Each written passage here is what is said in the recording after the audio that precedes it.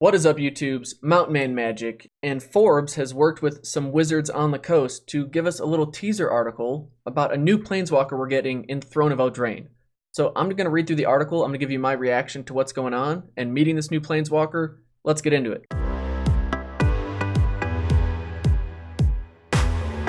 Alright, opening up the site here. So exclusive, meet Oko. What? Get out of here. No, I don't want to see notifications from Forbes. Come on. Okay, meet Oko, the Magic the Gathering Multiverse's newest planeswalker by Lauren Orsini, senior contributor. I write about the business of fandom. All right, good stuff. So, picture. The first picture. Immediately what you're just drawn into is his face, right? He seems super confident. He's got that kind of smug smirk going on. Tilted crown. Obviously, he's going to get knocked on for that. You can't be all smug and then have a tilted crown. Okay, outfit, is this kind of like a leather? You got to be super confident, I'd say borderline arrogant to wear that kind of shirt, or lack thereof shirt, I should say. Yeah, he's definitely overcompensating a little bit there.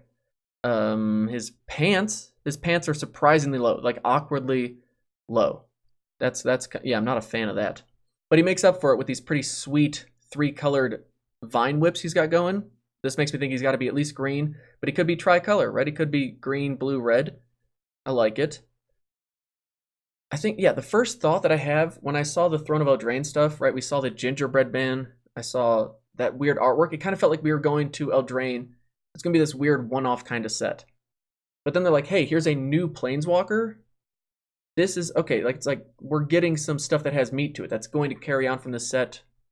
I'm definitely intrigued. And to see a planeswalker like this, he's definitely got a different vibe than we've seen with other planeswalkers. Okay, interesting. So the article, it's the 80s. There's been 82 expansion sets for Magic. That's crazy. Okay, released on October 4th. Got it.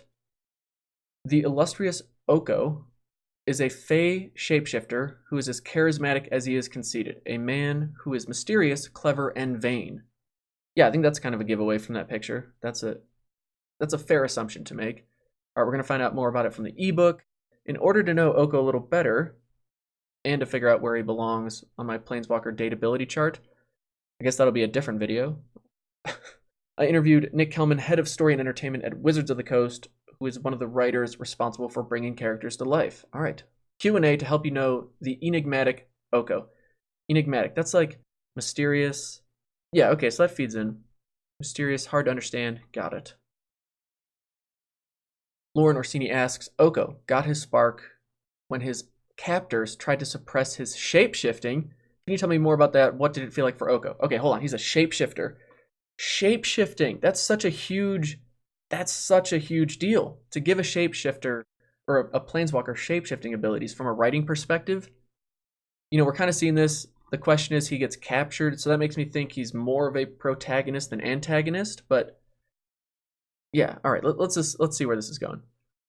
Oko's from a plane ruled by Fae. Fae are typically fairies, if I'm assuming that correctly, who believe in a unified society, one where the ruling classes have decided that for the betterment of all, the natural mischievousness of the Fae has to be suppressed. Classic. I'm getting like X-Men vibes, right? Where it's like, here's these supernatural people that are awesome, but we, the power that be, have decided that's not good for you. Trust us. We're going to deal with that. Lots of parallels here between plenty of other franchises, I'd say. But to the ruling class, they had created a perfect society, but for Oko, who was born with incredibly powerful shape-shifting abilities, this culture went against everything he was and contradicted his deepest, truest self. Okay, so now I'm seeing him more as the protagonist. I was kind of getting some arrogant, like he was giving me some Garrick vibes. In a way, like, I don't know, maybe it's just like the green, black kind of, yeah, mischievousness that's going on there. Words are hard. Okay. Styling himself as a speaker of truth, Oko felt he held a mirror to the hypocrisy of his world. The ruling class did not quite see it this way. Why not? They're way too self-absorbed. Two self-absorbed parties going on in this Fey world. Is he from Eldraine, or are we just assuming it's a different world? I don't know. They subjected him to magical procedures intended to suppress his powers, but only succeeded in igniting his spark. That's got some Wolverine parallels to it as well. Yeah, we can imagine this was a terrible experience for him and one that would make it almost impossible for him to trust anyone again, especially those in positions of authority. Okay, yeah, not surprising there. Speaking of shapeshifting, what's the most interesting scapeshift? Anyone play Bant Scapeshift Zombies? Big fan of that deck. Anyway, what's the most interesting shapeshift he's done? Alternate question, any good shapeshifting pranks he's pulled? That's a fair question. Yeah, if you were a shapeshifter, everyone would pull some pranks.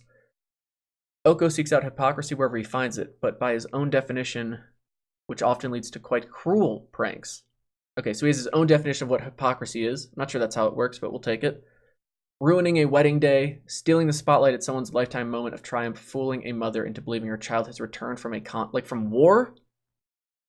These are all great shapeshifting jokes. These are all great shapeshifting jokes to Oko, who sees nothing as sacred, least of all the most noble of emotions. That's okay.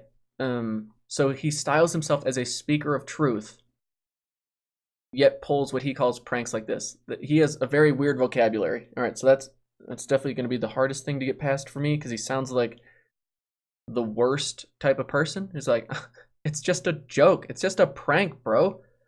Fooling a mother into believing her child has returned from a conflict. That's like evil. That is straight evil. It's not a prank. I'm disappointed in you, Oko. Disappointed.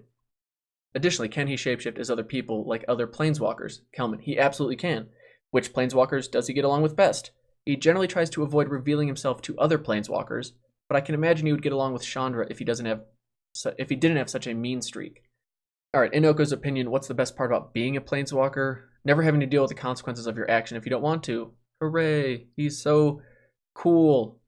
He's like the bad boy of the planeswalker boy band group that we're going to get at some point. Orsini asks, what's the worst part? Kelman, to Oko, it would be the feeling of being alone in the multiverse. So Kelman must have jumped ahead of himself when he said he generally tries to avoid revealing himself to other planeswalkers. If he knows there's other planeswalkers, he has to know he's not alone in the multiverse. Or he's alone because he's like, I have trust issues. Okay, maybe that's what he's getting at. What do you think has been the biggest challenge in Oko's life so far? How is he working to overcome it? I think probably the issue he faced on his home plane. Okay, so we can assume it's not Eldraine.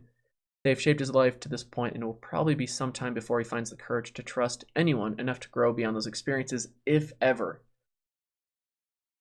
I'm not trying to be judgmental of him, because he's been through something that's pretty terrible. When someone's like, hey, someone had to have gained his trust, said, we're gonna do something to you, and then tried to remove whatever made him special, and did the exact opposite, or had the exact opposite outcome.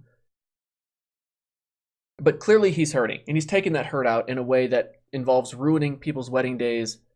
Like, that's not exposing hypocrisy, though. That's why I don't get it. People getting married is not like, how hypocritical of you to love one another. That's terrible. Stealing the spotlight at someone else's lifetime moment of triumph. Unless we get more context, like it wasn't actually their moment of triumph. They actually stole it from someone else. So he's like, hey, I'm going to steal this from you. That makes sense. But like fooling a mother into believing her child has returned from a conflict, that doesn't fly. That's not, that bothers me. Yeah, I just don't get that. All right, let's look at his pictures again. These little metal things on his end, that's certainly interesting. Looking at this, I could totally see blue and red being his primary colors. I'm not getting that green vibe, although these wisps could maybe have something to do with him being green. Sure. This first color. Oh, you know what? He looks like Rufio. A little bit, got that Rufio vibe. Yeah, from Peter Pan. Anyone? Bueller? Okay. Yeah, he certainly got that arrogant, conceited look on the face. I mean, really well done by the artist. That's actually phenomenal work, getting that all captured. By Chris Rallis. Well done, Chris. And yeah, Wizards, thanks for the awesome little surprise here. Forbes, Lauren Orsini, thanks for the great article. I'm excited to see what happens with them. I think we know 2 Planeswalkers, right? I think Mark Rosewater said there's going to be 3. So the third could be, I guess it could be Garrick, if he ends up being in here. Although you'd think, isn't Rowan, right? You think her twin brother would have a Planeswalker card too, but who knows? Maybe not.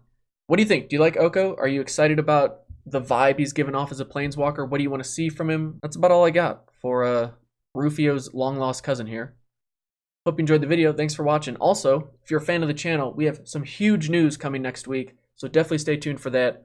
But either way, thank you all for watching. We'll see you in the next one. I'm excited for Throne of Eldraine. I think the set's looking more and more fun the more we learn about it. But until the next video, take it easy. Peace.